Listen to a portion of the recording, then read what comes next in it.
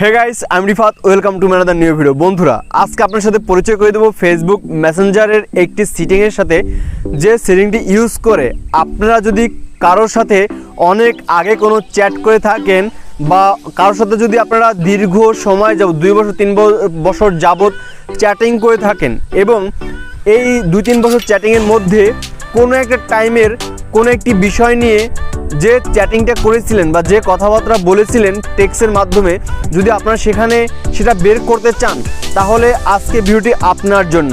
বন্ধুরা সেটিংটি দেখানোর জন্য আমি চলে যাচ্ছি আমার মোবাইল স্ক্রিনে এবং এখান থেকে ক্লিক করে দেবো মেসেঞ্জার অ্যাপে।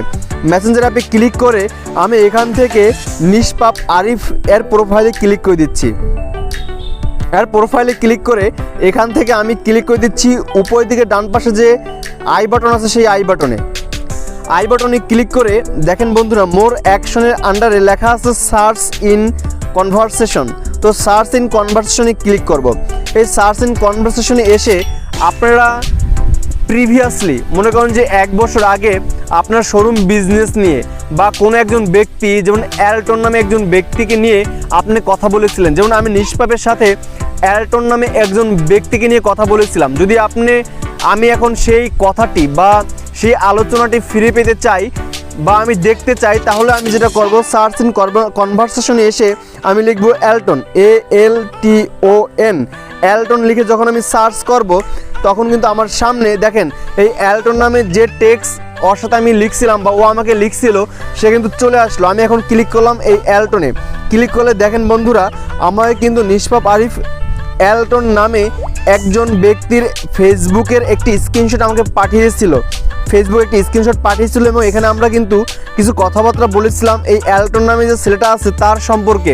তো এভাবে বন্ধুরা আপনারা 2 বছর আগে, 3 বছর আগে, 5 বছর আগে যদি কারোর সাথে কোনো ব্যাপার নিয়ে কথা বলে থাকেন তাহলে এরকম স্ক্রল করে করে যাওয়াটা তো অনেকটা ডিফিকাল্ট এবং সময়ের প্রয়োজন হয় এবং অনেক বোরিং কাজ।